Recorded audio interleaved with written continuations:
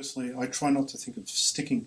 So sometimes I find I'm doing it sort of reverse to how other people would Well, think if of it. it's such a holistic thing anyway, isn't it? Because as you said before, there's no music. No, none You of bring it up. No. You just go with the feel. So it's all oral. It's all by ear and all that sort of business. So much of it would come into that kind of thing, and then you work your way in. So it would go against the grain if there was, you have to use this sticking, because that doesn't apply anywhere else, does it? I personally, no. I can't see how it does. Like if you're worried about it being a downstroke, like if you can sort of get pretty much the same sort of sounds depending on how you play. There are bits of difference in tone, but not really that much. So to worry about whether it's a downstroke or an upstroke is missing the point, I think. To get the feel of the tune, like I cringe and think about whether I'm playing it correctly as far as time signature and stuff like that, where I'm just trying to follow the tune itself, the melody, and stick to it. And well, that's one of the early tricks that I found when I was getting into prog rock in a big way. You know, like as I said earlier, you know, like coming up in the hotel, listening to all this music, and there was, for me, you know, when I was getting into rock and all that music, Celtic music, never left me. And it's one of the reasons why I crap on about Jethro Tull being a tragic Jethro Tull, because I just found that it's what I grew up listening to with drums in a rock context, and wow, you know, that kind of thing.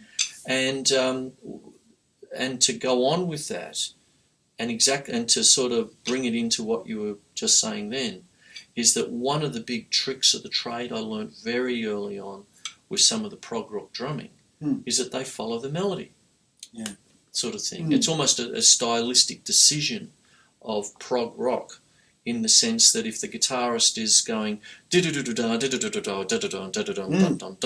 going to hear.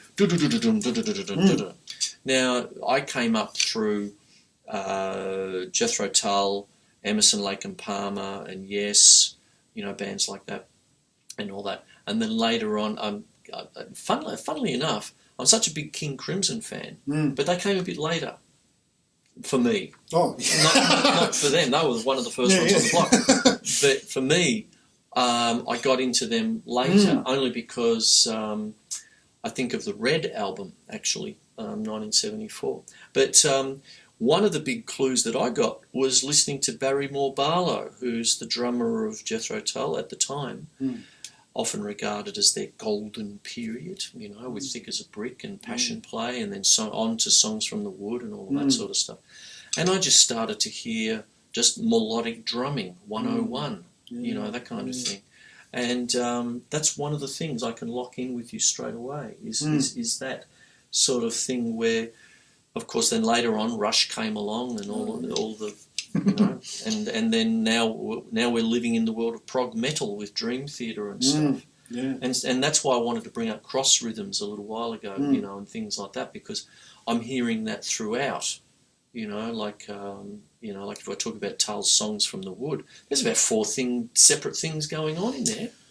You know, trying to, you know, to whatever. So I often wonder whether Celtic music, in a traditional sense, when you've got, say, a violin, a flute, you know, or a penny whistle or whatever, and they're all going at the melody, is the harmony, does any harmony start to happen, or do you bring in the Bodhran on a certain player, locking in, and does someone fly off in another place? What I personally find is that I'll lock into one player.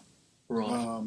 Either because I really like his rhythm, or her rhythm, maybe because it's simply overt and I can lock in onto it, or I just really dig what they're doing. And, you focus on that one person. So even in a jam, you bring up, it's almost an impromptu rhythm section almost, isn't it? Yeah. Because you are the rhythm man, of course. Yeah, so it'd be like that. Exactly. So by locking in, there's your foundation for everything else that goes on. Yeah? And for me, I can only speak for myself, is that I'm understanding their interpretation of the tune. Right. Because the tunes are like set, but in an oral sense. So not like... there's still a lot of flexibility because one person will... I had the privilege of playing with a guy from Breton. Breton? Yeah, one of the Celtic nations. Yes, yes. Is it northern part of France? Yeah, well, not France, but yeah, no. It is, yeah. Sorry? No, they try and be separate. But anyway. Oh, really? They're trying to secede? Yeah, really? I'm not allowed to say French? Yeah, no. Someone tried to sing the French national anthem to him and he got... Quite upset? Yes. Wow, okay. Yeah. Anyway, now this guy, because of he's playing the same tunes, but with a Breton accent. I call it an accent, not as in accent is an accent. Oh, okay. An accent is a note louder than others. Yes, yeah, not that type of accent, but his inflection, his regional accent to the tunes. And those guys, and French players of Celtic tunes are a bit more lively, a bit more... a lot more rolls, embellishments, trills, all these really nice little things. I find that really interesting. You should say that. That's fascinating to me because over there I've got a book on a book of interviews with Igor Stravinsky, and Stravinsky would talk about classical orchestras. He was his interviewer was Robert Kraft, his assistant for many years. You know, like put the horns in the thirds, Robert, you know. So off they went, third harmony or whatever, and all this sort of stuff. So he was his musical secretary, you know. He'd write the theme and, you know, frame it for this, and then he'd go off and write the next, you know. So it was a collaboration sort of thing. And he said exactly the same thing about French orchestras, and it's to do with the accents, the flowery, I'm in love. Or whatever, and Stravinsky would talk about, you know, the German orchestra as well. Yeah, you know, sort of thing. But what happens is that there's the German side, very precise. French, they're Breton. Make sure, but maybe they're all in love with their Gaulois cigarette. And then you go to English orchestras, and Stravinsky would say they're quite pomp, like that. And then American orchestras he liked the best because they had a freewheeling kind of thing, but they were still quite accurate and all that. And he made a point that his crotchets always had to be a 16th note, played as a 16th note sort of thing. So we would think of that as a staccato note, but that's how he got the precision of Le Sacre du Printemps and some of those things. But it's really interesting that you talk about that because that seems to prevail through different genres of music. Definitely, Sort of and with the trad Irish music scene, counties have their own flavour, accent to the tunes. So, and I've had the privilege of playing with two great box players, the Fitzgerald brothers, Paddy and Joe. Joe plays more straight, square time, and really driving, and it's great. I don't prefer either one. They're both great. They're just really different. So you can't argue that, well, they're brothers, so they come from the same area. So there's differences where Paddy Fitzgerald has a lot more swing, and a lot more dancey in a swingy sort of way. So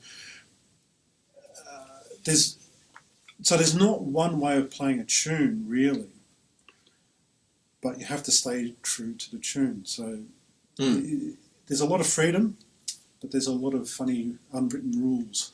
No, well, it sounds like jazz. Yeah, I think it is. And from this point of view, and the point of view of this sort of interview, is that one of the things about, I suppose, the show, Melbourne Musos, now the drum show and all this sort of stuff, is the fact that when I started doing the show back in the mid-90s, I didn't realise it then, but it's turned me into a de facto musicologist. I would be interviewing people. I mean, the history of the show, to go personal for a second, it started off in 95, and I would interview drummers and guitarists and trumpet players. It wasn't just a drum show. It just happened to be drums were the lead. because it was. Well, yeah. And the old band was the de facto backing band. You know, if someone, you know, like the best muso you never heard in your life, say, come along. You know, we'd be there playing a Zappa tune, sort of thing. And I just sort of say, go. What key am I in? D minor, go. You know. And with the interview, I start drawing out what we're doing now. And then, of course, when it just became the drum show, and most people know it as that, as a drum set show, I'd have to research things. Yeah. You know, like, as I mentioned earlier, pungmul drumming and other things, flamenco, percussion from other countries, all this sort of stuff. And what I've somehow become a de facto musicologist without trying to be. I never thought that would ever happen. Yeah. So, and what I find today is that nebulous area where there's this incredible genre of music, like Celtic music that we're talking about, but this other genre which is pungmul drumming from Korea, and then flamenco music where the dancers are almost the percussionists, you know, to sort of thing, and all this sort of business, and trying to nail down a specific rhythm is so deceptively hard to do because it's so organic, holistic, all those words you want to use to sort of thing, to explain essentially, well, it just is. Yeah. You know, just come in, sit in and go for it. And that's me, I suppose, with this interview tonight with you, is the sense that I'm looking at you and I'm actually trying to put a sticking to it. If I was going, you know, like when we play together, or if we're actually going to play a tune, the form of the tune. And I've found that with the stuff that's been passed to me from my dad, with the pub, you know, the sort of the books and the actual music written out, every second one's in ternary form, you know. And then you find out there's a jig and a reel, but then the jig changes, and then there's a slip jig, which is in 9/8. Now, it's a funny thing I can bring up because when I'm talking this kind of stuff where it's a nebulous area, but we just do, I find things like a slip jig really interesting because so many people think of 9/8 as an odd time. And it is, it's fine, depends on the subdivision, but it's so natural because it's a divisible number. It's really, a lot of people think of it like a waltz in triplets, 1 and a 2 and a 3 and a 1 and a 2 and a 3 and a. So it's jazz, it's a jazz waltz. So, you know, you could, another friend of mine, Brad Von Rock, actually brought up one of the reasons why Hendrix wrote Manic Depression in the 60s, because apparently he heard a slip jig in some club somewhere and he just loved the rhythm. Excellent. And he went home and dung dang da ding da dung dang ding da dung da Manic Depression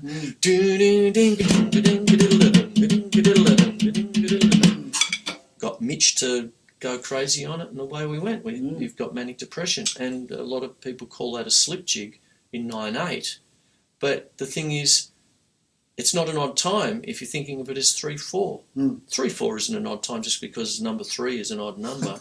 I take issue with some of the teachers. There's a book out there that actually calls odd time signatures anything other than 4.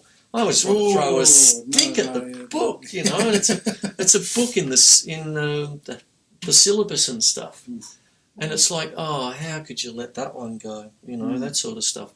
Because I see an odd time signature as anything that is put together by a non-divisible number, like 5s and 7s, you know, for prime numbers. You see, because if you're thinking of 9/8, yes, if you're doing 5 and then 4, which was one of the dances in River Dance from the 90s. So it's 5, 4, 5, 4. You could think of it as an odd time then, but if it's just 1 and a 2 and a 3 and a 1 and a 2 and a, that's not an odd time. Do you see what I mean? If it's 1, 2, 3, 4, 5, 6, 7, 8, 9, 1, 2, 3, 4, 5, 6, 7, 8. So I'm always interested in that. I'm not there to start an argument because I'm asking the question to these people, you know, that kind of thing. But if it's a subdivision, I find, well, then, yeah, you're in an odd setup. But the thing about it is 9 is a divisible number. 3 threes, that kind of thing. Whereas 5 and 7 is not. Yeah. You'll have a bit of trouble with 11 if you're getting into sort of Frank Zappa areas and stuff, 13, things like that. They're odd times because they're, it's you don't have a straight way to get there. 3 plus 2, So anything that combines to me a simple time and a compound time, anything that's divisible by 2 or divisible by 3, then you've got an odd time signature. I've got all technical and everyone. But I find that fascinating because my job is to have you here, and thank you for your time, Kyle. And what happens, I suppose, we'll wrap it up now. But the thing about it is some of the brilliant stuff I've heard you play on this instrument, and then on the bones, which fascinates me. Maybe we should have a quick minute on them before I press stop on the tape. But what gets me is to try and take these things and actually, like if a composer was to notate it, or for me to play along and find out where my technique is, which comes from such a traditional way of drum set lessons. My teacher, Harold Ripper, old jazz man, rudiments, wrist control, all this sort of business. And then, but even he had his sort of limitations. I well remember 5s, you'll never need that. I said, but Harold, I just bought this Frank Zappa album. Learn your paradiddles first, that kind of thing. They were there in my face, 5s and all that. So tell me, anyway, to finish off, tell me about these fellas here. Oh, well... What's their proper name? Oh, just Bones. Bones, okay. Rhythm Bones, if you just want to make that clear that sure. You're not a cannibal or something like that. Possibly one of the older, or in the category of the oldest sort of instruments around. Yeah. Been around a lot. Is this where spoons come in? Yeah, Playing spoons are a lot later. Mm-hmm. Castanets are before spoons, but somewhere in between. Right. Mostly Europe, but rhythm bones or bones are sort of actually in a lot of different countries, even in China. A lot of countries have them. Maybe Australia would be an exception, and a few other areas, but they're everywhere, sort of thing. Oh, one of my relations used to do the whole spoon thing. So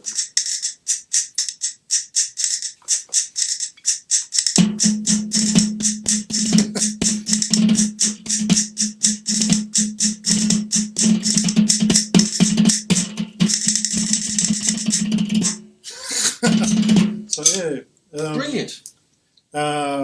Usually, or basically,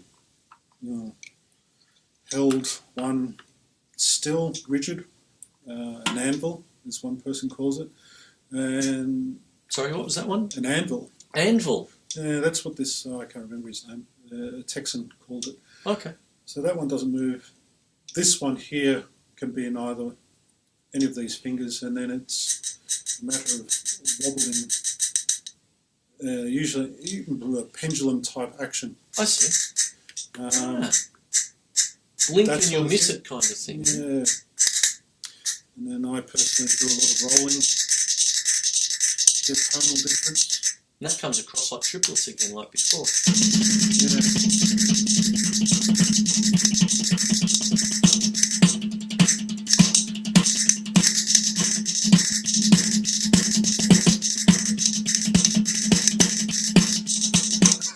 Brilliant.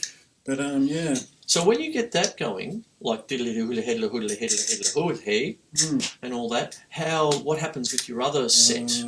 Well, do you get cross rhythms with that? Jeez, I seem to be big on cross rhythms and polyrhythms tonight. But well, I don't know what I do, but no, really. That's why I'm trying to pin it down. Yeah, pin it down. Well, back to trad Irish. This one's a no-no. Wow, that's a bit harsh, but it's generally just one pair played. So that just sounds a bit like a rumba to me. Isn't it? Like if we do a rumba, it's like a bit hard on a voice. head, but something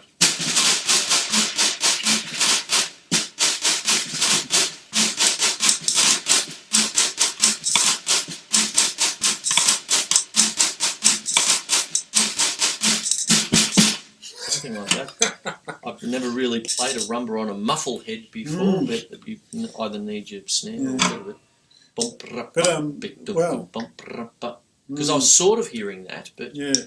Well, that's just my own internal rhythms and stuff. So when you're using those during tunes, yeah. what's a like if you had to do a jig, like earlier we did jigs and reels and talked about that. Well, again, I'm just following. I like the image. If you're too young and you haven't seen Deliverance, watch it. There's a scene where guys start playing and bluegrass, is it? Yeah, bluegrass. Yeah, bluegrass, and then people start dancing to it. Folkies start dancing, and it's intuitive, it's natural, it's raw. That's how I think a lot of trad people play. It's without any concepts of time signatures or anything. You just play. So unfortunately, it's really hard to describe what the hell you're doing because you honestly don't know what you're doing yourself. So again, I'm really following the melody and trying to be as close to it and bring it out, bring the melody out, drive it. Mm-hmm. I think that's one of the main things is to give it drive. Okay. Yeah, and again, it's similar. So in some ways, I'm doing the same thing, but it's different. Like I can get more tonality here on the baron, but it's essentially, like I cringe at my own thing. I sort of feel like I'm just doing the same thing. Maybe I am. I'm not too sure. So in a whole lot of funny ways. It's not like, say, play a rock beat. It's more, I've got to hear the tune. So if it's like Castle Kelly, ripper of a tune, it's just got drive. Must have been really good parties at Castle Kelly. I don't know what goes on there.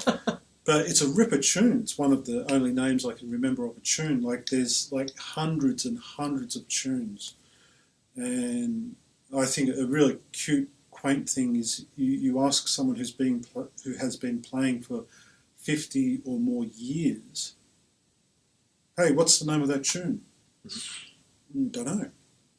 They honestly don't know what the name of the tune is. Sometimes the tune may actually have 3 at the most different names for the same tune. Well, okay. In recording sessions, like with big name recording artists in the like chieftains and stuff like that, recording artists would ask, what's the name of the tune? They would make up like Bertie's Cup of Tea. And that's what the tune becomes known. So there's this weird world of unknowing and knowing. You've got to know the tune. How do you know the tune? You've got to listen to the tune. Okay. And I'm busily trying to educate myself in formal science of music, learning all those 3/4 things and all those weird naughty things. And I never thought of 3/4 as naughty. Oh no, but no, it isn't. But no, but from a trad point of view, you don't talk about these things. You've got to feel. Like I've heard similar stories with blues players. Like Westerners coming in to try and learn. And the old granddad with his guitar on the porch, And actually, one of Australia's good blues players, Lloyd someone, I think. Lloyd Spiegel? Could be, yeah. And the story he was telling is that he was there for maybe a fortnight or more listening to stories. Not once was a guitar picked up. He just had to listen to stories. And, he's thinking, what am I doing? Yeah, no. I've had lessons where I've heard lots of stories as well.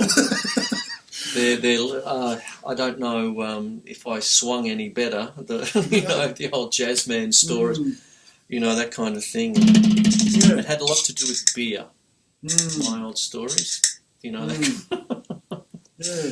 you know, it was just shenanigans from lovable rogues, really. Yeah, Is that sort of stuff. But it all goes down to the rich tapestry of history, I suppose. Yeah. And me finding myself in the position where I ask those silly questions like, well, how does that work? Ask those questions, yeah. I'll go back to, just to finish off, I suppose, that it's very interesting because there's another Stravinsky story about, not, you know, I've already told the one about the orchestras and things.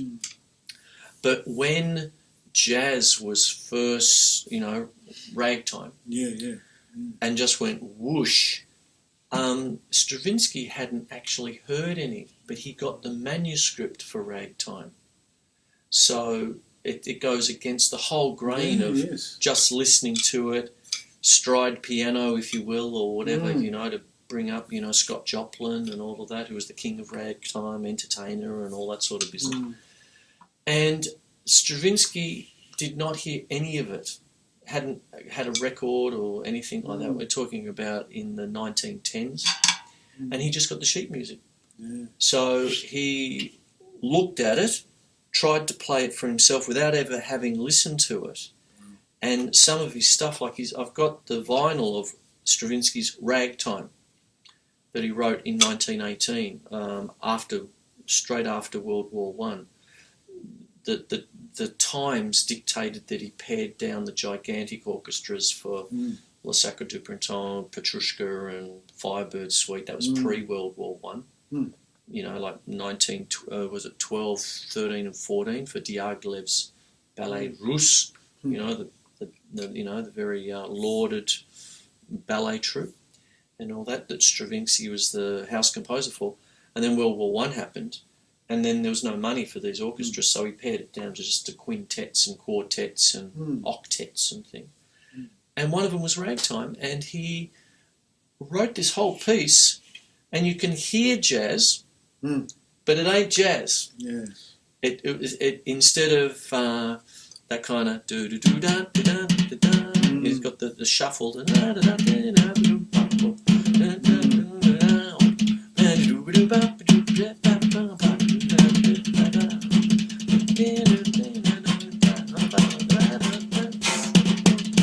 Like that or whatever, but it would be, and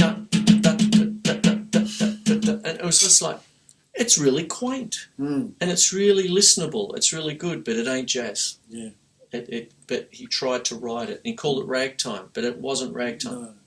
Very interesting. It is, yeah. And if you have a listen to it, you'll see what I mean.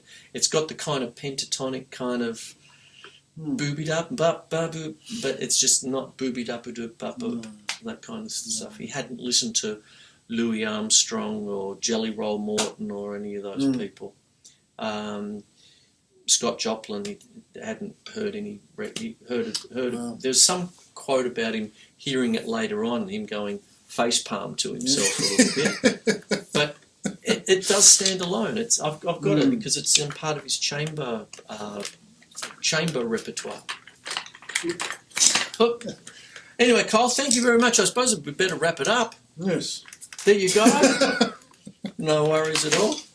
And everyone, my name's Chris Quinlan. My guest tonight is Kyle Meldgaard, talking about this innocuous thing, trying to pin down some of the techniques of Celtic music. And this beast here, if you hold it up, the Bodhran, Bodhran, and all that. Anyway, this is the drum show. Hope you enjoyed it. A few different things happening, and I'll see you next week. Take care. Okay, bye-bye.